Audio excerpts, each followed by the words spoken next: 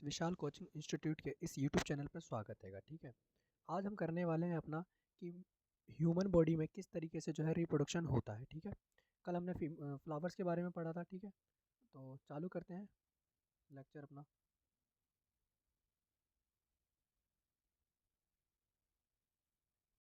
देखना जरा एक बार ये फ्लावर वाला। कल याद है ना, हमने पढ़ा था जर्म सेल के बारे में, जिसको हम बोलते थे जनन कोशिका। जो कि जनन कोशिका कितने तरीके की हुआ करती थी? दो तरीके की, स्त्री केसर और एक पुंकेसर हुआ करता था। ठीक है, तो हमारे यहाँ पर ना दो तरीके के फ्लावर आपको देखने के लिए मिलते हैं। ठीक है, दो तरीके के फ्लावर देखने के लिए मिलेंगे। ठीक,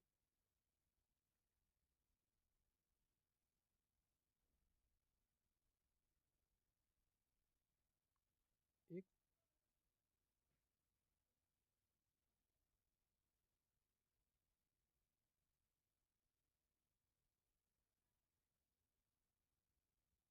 ठीक है, जो फ्लावर होंगे दो तरीके के देखने के लिए मिलेंगे। ठीक है, जिसको हम दो पार्ट में डिवाइड करेंगे।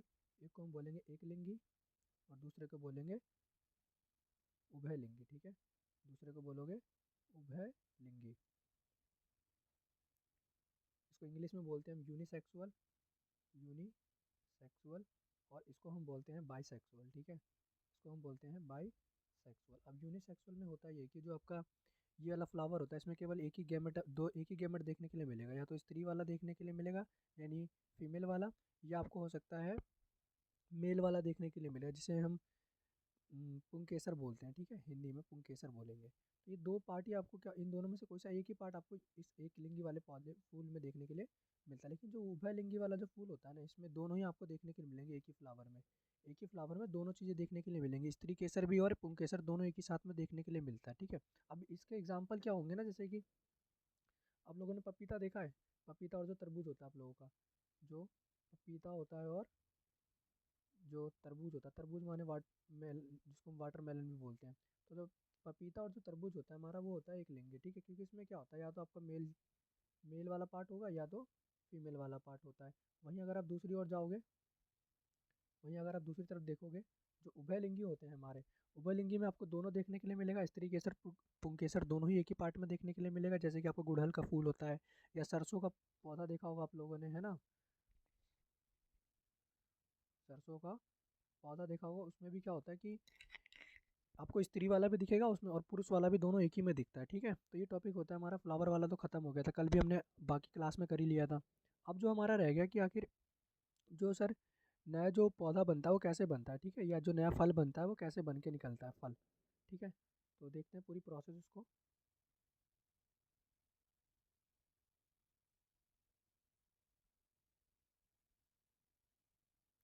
ठीक है, और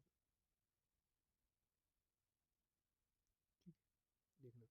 कल हमने याद है पॉलिनेशन के बारे में पढ़ा था, जिसको हम परागण परागण पढ़ा था, स्व परागण और पर परागण हमने पढ़ा था। ठीक है, अब इसमें दो चीज़ें क्या है।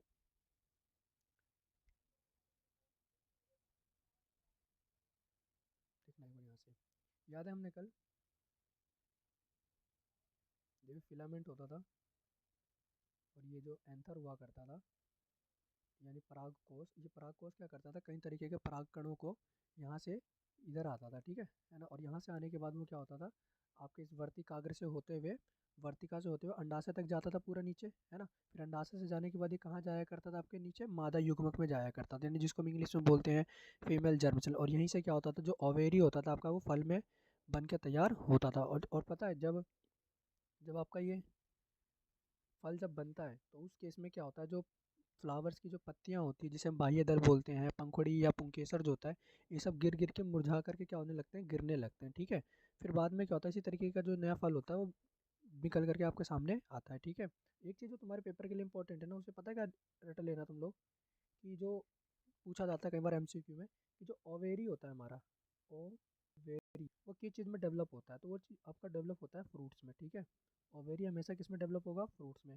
और जो बीज होता है ना, बीज सीड्स, वो डेवलप होता है आपके रूट में, वो डेवलप होता है रूट में, यानी जड़ में। ठीक है, ये चीज़ तो क्लियर हो गई होगी आप सभी को, है ना। और कोई डाउट हो तो कमेंट में जरूर करके मैसेज कर देना। ठीक है, बाकी हम बढ़ते हैं आगे अब। चलो, अब हमें देखना है कि आखिर ये रिप्रोडक्शन ह्यूमन बॉडी में कैसे होता है। आखिर ये ह्यूमन बॉडी में कैसे होता है।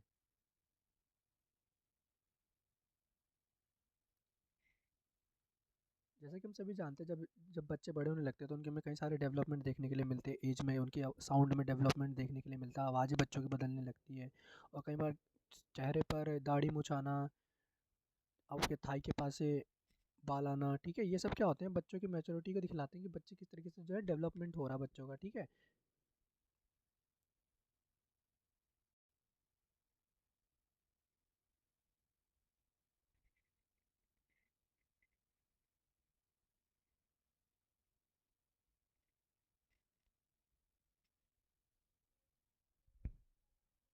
चलिए अभी एक बार ये देखना, पेपर में जो इंपॉर्टेंट है ये क्वेश्चन पूछा जाता है, कई बार आपको डायग्राम दे दिया जाता है और इसके नेमिंग करनी पड़ती है, ठीक है हमें। ठीक, तो ध्यान से देखना इसको, बस समझ लो, बाकी तो ठीक है। तो मेल रिप्रोडक्टिव पार्ट में क्या होता है, ध्यान से देखना। एक आपको ब्लैडर देखने के लिए मिलेगा, फिर आपको एक प्रोस्टेट ग्लैंड देखने के लिए मिलती है, एक पेनिस देखने के लिए मिलता है, और एक यूरेथ्रा मिलता है, ठीक है। यूरेथ्रा आपको याद होगा, हमने उसमें पढ़ा था किडनी वाले में अपने, है ना, जिसमें हमने किडनी का पढ़ा था, किडनी किस तरीके से जो है प्योरीफिकेशन करने में हेल्प करा करता था। फिर एक ये यूरेटर होता है जिसको हम हिंदी में बोलते हैं मूत्र नलिका, यूरेटर को हम बोलते हैं मूत्र नलिका। और वहीं जो सेमिनल वेसिला है उसको हम बोलते हैं शुक्राशय, ठीक है। इस शुक्राशय का काम क्या होता है, जो आपका ये टेस्टिस होता है, यानी जो वृषण होता है, उस वृषण से ना सेमिनल वेसल्स क्या करता है, यहाँ से शुक्राणुओं को ले जा करके, ठीक है, शुक्राणुओं को आगे ले जाने में मदद करता है, ठीक है, यहाँ से। और ये जो ब्लैडर होता है, ब्लैडर का काम पता होगा आप लोग, जिसको हम मूत्राशय बोला करते थे, जहाँ पर जो आपका टॉयलेट वगैरह जो होता है वो स्टोर होता था, है ना। ठीक, तो देखते हैं किस तरीके से काम करते हैं सारे के सारे, ठीक है। और वहीं नीचे होता है, एक होता है वेस्ट डेफरेंस, ठीक है, और नीचे टेस्टिस को भी कवर करने वाला जो पार्ट होता है उसको हम बोलते हैं स्क्रोटम। पेपर में पूछा जा सकता है कि स्क्रोटम किस रिप्रोडक्टिव का पार्ट होता है, मेल का या फीमेल का, ठीक है। तो याद रखना स्क्रोटम मेल रिप्रोडक्टिव का पार्ट होता है, ठीक है, जिसे हम हिंदी में बोलते हैं वृषण कोश, ठीक है। स्कॉर्टम को हम बोलते हैं वृषण कोश, और जो वेस डेफरेंस है उसको हम बोलते हैं शुक्र वाहिनी, और जो ये पेनिस है, पेनिस को हम बोलते हैं हिंदी में शीशन, ठीक है। और ये जो प्रोस्टेट ग्लैंड है, इसको तो हिंदी में प्रोस्टेट ग्रंथि ही बोलोगे आप, ठीक है। और ब्लैडर को हम बोलेंगे मूत्राशय, ठीक है। आखिर अब ये काम कैसे करता है जरा इसको सुनना, ठीक है। जब क्या होता है, जब नर जनन कोशिका जो होती है, यानी जो मेल का जो जर्म सेल होता है, वो क्या करता है, स्पर्म जो होता है हमारा, ठीक है, स्पर्म को क्या करता है, डेवलप करता है, ये स्पर्म को डेवलप करता है कौन, टेस्टिस। स्पर्म को डेवलप कौन करता है, टेस्टिस, जो हमारा मेल बॉडी में जो होता है, ठीक है। मेल बॉडी में जो स्पर्म होता है वो क्या होता है, डेवलप होता है। और जब ये मेल बॉडी में डेवलप हो गया, ठीक है, फिर यही क्या होता है, स्पर्म जब फीमेल के ओविडक्ट में जब ये जाता है, तब जाकर के क्या होता है, यहाँ पे इनका फर्टिलाइजेशन होता है, ठीक है, यानी निषेचन होता है, ठीक है। जब ये शुक्राणु महिला के अंडवाहिनी में जब जाकर के प्रवेश करता है, तब जाकर के निषेचन की जो प्रक्रिया होती है संपन्न होती है, ठीक है। फिर निषेचन के बाद क्या होता है, जो आपका,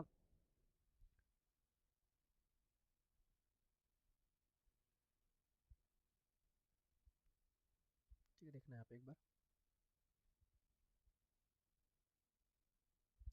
the formation of germ cell or sperm take place in testes. These are located outside the abdominal cavity in the scrotum because sperm formation require lower temperature. याद रखना कि स्कॉर्टम शुक्राणु को बनने के लिए कम टेम्परेचर चाहिए होता है। पेपर में स्टेटमेंट बेस्ड क्वेश्चन आते हैं, तो पूछा जा सकता है कि बताइए कि जो टेस्टिस होता है, टेस्टिस को स्पर्म बनाने के लिए, यानी शुक्राणु बनाने के लिए किस प्रकार का टेम्परेचर जो होता है जरूरी होता है, तो उसके लिए चाहिए होता है लो टेम्परेचर, ठीक है। जैसे कि आपका जो भी बॉडी का नॉर्मल टेम्परेचर होता है उससे हमेशा कम ही चाहिए होता है, ठीक है। We have discuss the role of testis in the secretion of hormone. हम जानते हैं कि जो टेस्टिस होता है, टेस्टिस का काम भी क्या होता था, याद है ना, हमने पिछले चैप्टर में पढ़ा था हार्मोन वाले में, किसका रिलीज क्या काम होता था, हार्मोन्स को रिलीज किया करता था। एक बार इसी बात पे बता देना कौन सा हार्मोन रिलीज करता था एक बार, तो यहाँ पे लिखा भी हुआ है, देख लो, टेस्टेस्टेरोन, ठीक है। जो मेल बॉडी होता है हमारा, मेल का जो टेस्टिस होता है, कौन सा हार्मोन रिलीज करता है, टेस्टेस्टोरॉन, ठीक है। याद रखना, पिछले चैप्टर में पढ़ा था हमने ये सब चीज़ें। फिर जो स्पर्म होता है, जब वो फॉर्म्ड होता है, ये स्पर्म को कहाँ डिलीवर किया जाता है, through vas deferens which unit with tube coming from the urinary bladder, ठीक है। तो देखा था हमने यहाँ से, जो वेस्ट डिफरेंस होता है, ये देखना है भाई, इसको सही से समझना जरूरी है थोड़ा, ठीक है भाई।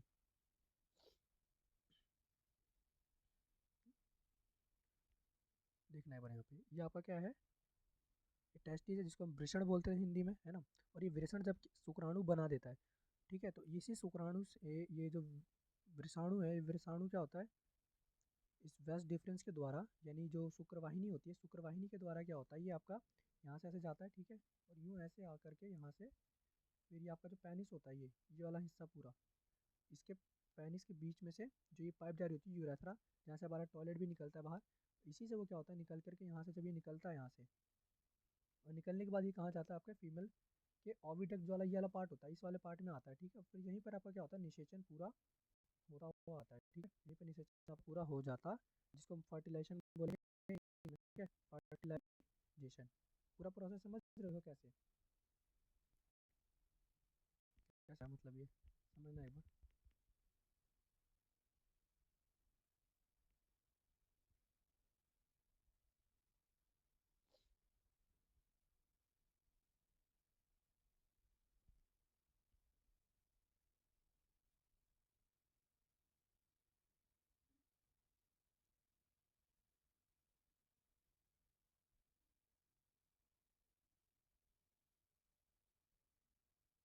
ठीक है, और ये जो प्रोटेस्ट ग्लैंड जो थी हमारी, प्रोटेस्ट ग्रंथि, ये क्या काम करती है आपका, ये एक लिक्विड फ्लूइड प्रोवाइड करवाती है आपके शुक्राणु को, जिससे कि वो क्या करता है, इजीली फ्लो कर जाता है, ठीक है, लिक्विड के फॉर्म में। ठीक है, याद रखना। फिर ये एक प्रोसेस चलता है, फिर ये जाकर कहाँ पे एंटर करता है, आपके फीमेल बॉडी में एंटर करता है, जिससे कि वो क्या होता है, फर्टिलाइजेशन हो पाता है, ठीक है। और जो स्पर्म होते हैं वो क्या होते हैं, टीनी होते हैं बॉडी, ठीक है, जो मेनली क्या कंटेन करते हैं, यहाँ पे जेनेटिक जो डिसीजेज होते हैं, डिसीज कह रहा हूँ, सॉरी, ठीक है, ये क्या कंटेन करते हैं अपने अंदर, अनुवांशिक गुणों को क्या करते हैं, पदार्थ होता है, ठीक है, ये अनुवांशिक गुणों को क्या करता है, एक जगह से दूसरी जगह ले जाता है, ठीक है, और उन्हें मादा जनन कोशिका की और तैरने में क्या करता है, मदद करता है, ठीक है। अब आ जाओ एक बार फीमेल रिप्रोडक्टिव पार्ट में क्या होता है। तो फीमेल रिप्रोडक्टिव पार्ट में फीमेल रिप्रोडक्टिव पार्ट में क्या क्या होता है समझना। एक आपका होगा यहाँ पे ओवेरी, जिसको हम बोलते हैं अंडाशय, ठीक है, ओवेरी को क्या बोलोगे हिंदी में, अंडाशय, ठीक है। फिर ओवेरी के जस्ट यहाँ पर एक आपको ट्यूब जैसी स्ट्रक्चर दिखेगा, जिसको हम बोलते हैं ओविडक्ट, जिसको इंग्लिश में बोलोगे आप ओविडक्ट, और हिंदी में बोलोगे अंडवाहिका, ठीक है, याद रखना। फिर इसके बीच में जब हम आते हैं, तो ये वाला जो हमें पार्ट दिखता है, इसको हम बोलते हैं यूटेरस। यूटेरस का मतलब होता है गर्भाशय, गर्भाशय, ठीक है, गर्भाशय, जहाँ पर आपका बेबी जो होता है वो डेवलप करता है, ठीक है। फिर इसके नीचे जब आप आओगे तो यहाँ पर आपको ग्रीवा दिखेगा, जिसको हम बोलते हैं सर्विक्स, जिसको हम बोलते हैं सर्विक्स, ठीक है, जिसको हम बोलते हैं सर्विक्स, हिंदी में बोलेंगे ग्रीवा। फिर इसके नीचे जब आओगे आप, तो यहाँ पर दिखेगा आपको वेजिना, ठीक है, नीचे क्या दिखेगा आपको, वेजिना। फिर से बोलो साथ में, पहले ओवेरी, पहले क्या बनेगा यहाँ पर बॉडी में, ओवेरी, जिसको हम बोलेंगे अंडाशय। फिर उसके बाद क्या बनेगा, अंडवाहिनी। फिर उसके बाद क्या बनेगा, गर्भाशय। फिर उसके बाद सर्विक्स। फिर उसके बाद वेजिना, वेजिना को हिंदी में क्या बोलेंगे, योनि। फिर सर्विक्स को क्या बोलेंगे, ग्रीवा। यूटेरस को क्या बोलेंगे, गर्भाशय। ओविडक्ट को क्या बोलेंगे, अंडवाहिनी, अंडवाहिका। और ओवेरी को क्या बोलोगे, अंडाशय, ठीक है। याद हो जाएगा पूरा, यही चीज़ यहाँ पर आपकी लिखी हुई है, ठीक है, पढ़ लेना इसको, ठीक, ठीक है, यही चीज़ आपकी यहाँ पे लिखी गई है, ठीक, चलो, ठीक है। अब यहाँ पर देखना क्या होता है। When a girl is born, the ovary already contains thousands of immature eggs. On reaching puberty, some of these start maturing. One egg is produced every month by one of the ovary. The egg is carried from ovary to the womb through a thin oviduct fallopian tube. The two oviduct unite into a elastic bag-like structure known as the uterus. The uterus open into the vagina through the cervix. ये रट लेना, paper में यहाँ से question पूछा जा सकता है एमसीक्यू में, ठीक है, कि जो आपका यूटेरस होता है वो वेजिना में ओपन होता है, किसके थ्रू होता है, तो सर्विक्स के थ्रू। हिंदी में क्या बोलेंगे, कि जो गर्भाशय होता है वो वेजिना यानी योनि में खुलता है, किसके द्वारा, सर्विक्स यानी ग्रीवा के द्वारा। याद कर लेना, ठीक है, ठीक भाई, सही से, ठीक है। अब यहाँ पे ये क्या बात करना चाह रहे हैं, एक बार जरा इस डायग्राम में आना एक बार, देखना एक बार। इसमें ये बात ये बताना चाह रहे हैं आप लोगों को, कि जैसे कि जब कोई लड़की जब कोई जन्म लेती है ना, जब कोई गर्ल बॉर्न होती है, तो उसके अंदर क्या होता है, कहीं करीब thousands of egg already present होते हैं, थाउजेंड एग ऑलरेडी क्या होते हैं, प्रेजेंट होते हैं, ठीक है। लेकिन जब उसकी पॉवर्टी की एज आती है, पॉवर्टी का मतलब होता है यौवनारंभ, ठीक है, हिंदी में बोलेंगे यौवनारंभ। जब महिला जब क्या होती है, जब बच्ची यौवनारंभ की उपस्थिति में आती है, तो उसके जो एग होते हैं ना, ये वाले यहाँ पर जो इस जगह पर जो एग होते हैं वह क्या होने लगते हैं, ये धीरे धीरे करके इस अंडवाहिका के द्वारा क्या होता है इस गर्भाशय में आते हैं, ठीक है। लेकिन जब इसको कोई स्पर्म नहीं मिलता है, जब इसको कोई स्पर्म नहीं मिलता तो यही क्या होता है यहाँ से ब्लड के फॉर्म में बाहर निकलने लगता है, ठीक है। यही क्या होता है यहाँ से ब्लड के फॉर्म में बाहर निकलने लगता है, जिसको हम लोग बोलते हैं मेंस्ट्रुएशन बोलते हैं, ठीक है। ठीक, जिसे हम हिंदी में रजोधर्म बोलेंगे, ठीक है भाई, पढ़ लेना इसको। ठीक, और ये क्या करता है हर एक एक महीने में, एक महीने ये काम करता है, फिर एक महीने दूसरा वाला काम करता है, ठीक है, और एक महीने के लिए रुक जाता है। तो ऐसे क्या होता है मंथ बाय मंथ ये जो मेंस्ट्रुएशन पीरियड जो होता है ये आता रहता है, ठीक है, याद रखना। ठीक है, ठीक भाइयों और बहनों। ठीक, आ जाओ आगे। ठीक है, फिर जो स्पर्म होता है वो एंटर करता है आपके वेजिनल पासेस में, ठीक है, during a sexual intercourses they travel upward and reach the oviduct where they may encounter the egg, the fertilized egg. अब यहाँ से देखना पूरी प्रोसेस किस तरीके से चलेगी आपकी। देखो, ये मेल और ये फीमेल, ठीक है। मेल का क्या निकला स्पर्म, और फीमेल से क्या निकल के आया एग। जब ये दोनों क्या करते हैं कंबाइन करते हैं उसको हम क्या बोलते हैं फर्टिलाइजेशन यानी निषेचन बोलते हैं उसको। फिर निषेचन के बाद क्या बनाते हैं जायगोट, क्या बनाते हैं जायगोट। जायगोट को हम हिंदी में बोलेंगे युग्मनज, जायगोट को हिंदी में बोलोगे युग्मनज, जायगोट को हिंदी में बोलोगे युग्मनज। फिर युग्मनज के बाद क्या होता है यही चीज़ आपकी किस्मत डेवलप हो जाती है एम्ब्रॉय में, जिसको हम बोलते हैं भ्रूण, में हम बोलते हैं भ्रूण, ठीक है, भ्रूण बोलेंगे जिसको हम बोलते हैं एम्ब्रॉय, एम्ब्रॉय, ठीक है। फिर यही एम्ब्रॉय आपका आगे डेवलप होकर के इसमें बन जाता है फोएट्स, फोएट्स का मतलब होता है गर्भ, ठीक है, गर्भ। गर्भ में क्या ये फोएट जब डेवलप होता है तो इसमें क्या होता है कि बच्चे का जो हैंड होता है, लेग्स होते हैं, हेड होता है, ये सब ना आइडेंटिफाई आप कर सकते हो, ठीक है, ठीक है, इस वाले टाइम पे जब बच्चे में डेवलप होता है। और एक ये तो पता ही हुआ कि जब एक बेबी को बनने में कितना टाइम लगता है, करीब 9 महीना लगता है ये, ठीक है, ठीक है, याद रखना ये सब चीज़ें। The embryo gets nutrition from the mother blood, ठीक है, और जो बच्चा जो होता है पेट में जो एम्ब्रॉय होता है वो कहाँ से न्यूट्रिशन लेता है, मदर के ब्लड से, ठीक है, विद द हेल्प ऑफ एक प्लेसेंटा नाम का टिश्यू होता है, ठीक है, प्लेसेंटा नाम का एक ऊतक होता है, उसी ऊतक के द्वारा क्या होता है जो भोजन होता है या कोई भी जो बच्चे का जो अवशिष्ट पदार्थ होता है वो शरीर से बाहर माता के जो खून होता है ना मादा का उसके में जाता है, ठीक है, याद रखना भाइयों। ठीक है, ठीक, बस इसमें यही है और कुछ है नहीं ज़्यादा तो, ठीक है, तो हमें बस इसमें इतना ही पढ़ना है और ज़्यादा कुछ है नहीं। तो ये मैंने आपको पढ़ाया दिया कि क्या होता है जब अगर एक का फर्टिलाइजेशन ना हो, तो बताया ना जब एक का फर्टिलाइजेशन नहीं होगा तो यही क्या होता है ब्लड के फॉर्म में वेजिना के रास्ते से बाहर निकल जाता है, जिसको हम पीरियड्स के नाम से भी जानते हैं, ठीक है। अब हम आते हैं कि आखिर हम अपनी रिप्रोडक्टिव हेल्थ को कैसे मेंटेन करते हैं। तो देखना इसमें क्या है, बस यही पेपर में पूछा जा सकता है थोड़ा सा, तो बस करते हैं, ठीक है।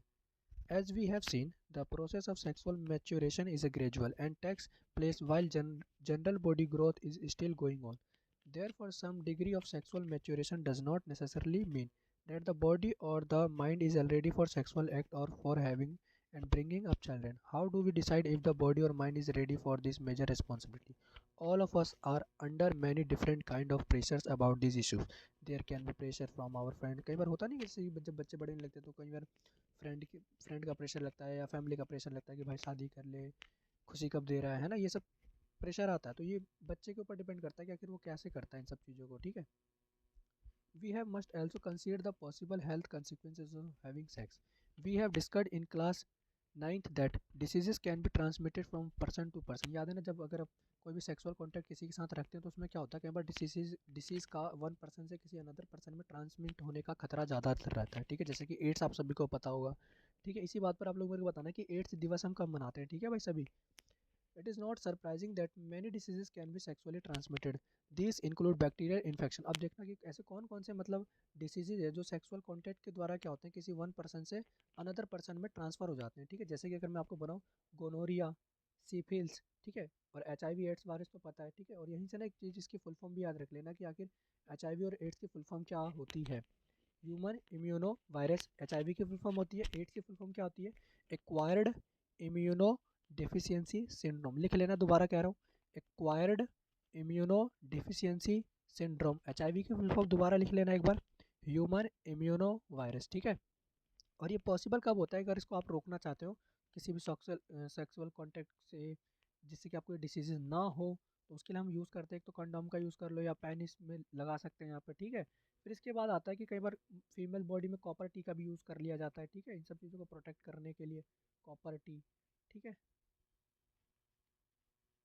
ठीक, और कई बार नसबंदी जैसी चीज़ें भी कई बार करी जाती है, जैसे कि लेकिन कई बार क्या देखा जाता है ना कि जो नसबंदी वाली जो गोलियाँ लोग मेडिसिन का यूज़ करते हैं, उसका नेगेटिव इम्पैक्ट भी पड़ता है फीमेल पे, ठीक है, कई बार, ठीक है। ठीक है, तो कई बार गर्भरोधी के तरीके जो होते हैं अनेक प्रकार के होते हैं, ठीक है। एक तरीका होता है कि यांत्रिक अवरोध करवा लो, यानी जो आप जिससे कि शुक्राणु जो है यानी जो स्पर्म है वो फीमेल बॉडी में एंटर ही ना कर पाए, यानी उस रास्ते को क्या करवा दो, ब्लॉक करवा दो, ठीक है। और सीसन को ढकने वाला बताया मैंने, ठीक है। फिर कई बार क्या होता है, वैगिना में कई प्रकार की मेडिसिन रख ली जाती है। दूसरा तरीका ये हो सकता है कि आप अपने हार्मोन को बैलेंस करने की कोई मेडिसिन खा सकते हैं, ठीक है, जिससे अंड का मोचन ही ना होता हो, अतः निषेचन नहीं हो सकता। ये दवाइयाँ सामान्यतः क्या देखी जाती है, गोली के रूप में भी ली जाती है, ठीक है। परंतु कई बार क्या होता है ना कि जो हार्मोन होता है संतुलन को परिवर्तित करती है, और उसके बाद कई बार हमें नेगेटिव इम्पैक्ट भी देखने के लिए मिलता है। इसकी मेडिसिन तो खा ली, लेकिन कई बार सुना होगा आप लोगों ने न्यूज़ वगैरह में कि होता है कि इसने ऐसे खा ली तो इस तरीके से उसके ऊपर नेगेटिव इम्पैक्ट पड़ जाता है कई बार उसकी बॉडी पर भी, और पता चलता है कि फिर वो कभी भी माँ नहीं बन सकती है। इस तरीके कई बार हमें देखने के लिए मिलता है, कई बार मेडिसिन का नेगेटिव यूज़। तो इसीलिए बोला जाता है कि जो मेडिसिन का हम यूज़ करते हैं उसे हम डॉक्टर की हेल्प से करना चाहिए। फिर वहीं एक फीमेल के लिए ये सलाह दी जाती है कि आप क्या यूज़ कर सकते हैं, लूप यूज़ कर सकते हैं या कॉपर टी यूज़ कर सकते हैं, ठीक है।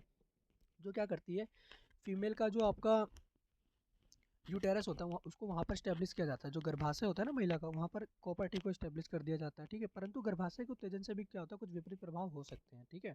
यदि पुरुष की शुक्रवाहिका को अवरुद्ध कर दिया जाए, यानी जो आपका जो मेल का जो स्पर्म वेसिलस होता था, जिसमें शुक्राणु होता था वो प्रवाह करता था, अगर उसको भी रोक दिया जाए तो इससे भी हम क्या हो सकते हैं, मतलब आने वाले टाइम पे अगर पॉपुलेशन कंट्रोल करना होता है तो किया जा सकता है, ठीक है। यदि स्त्री के अंडवाहिनी या फेलोपियन ट्यूब को भी क्या कर दिया जाए, ब्लॉकेज कर दिया जाए, तो इससे भी रोका जा सकता है पॉपुलेशन के इंक्रीमेंट को, ठीक है। दोनों ही अवस्थाओं में क्या जाता है, निषेचन होता नहीं है, ठीक है। और शल्य तकनीकों के द्वारा भी हम क्या कर सकते हैं, इसको कर सकते हैं, ठीक है। ठीक, याद रखना है सारी की सारी चीज़ें।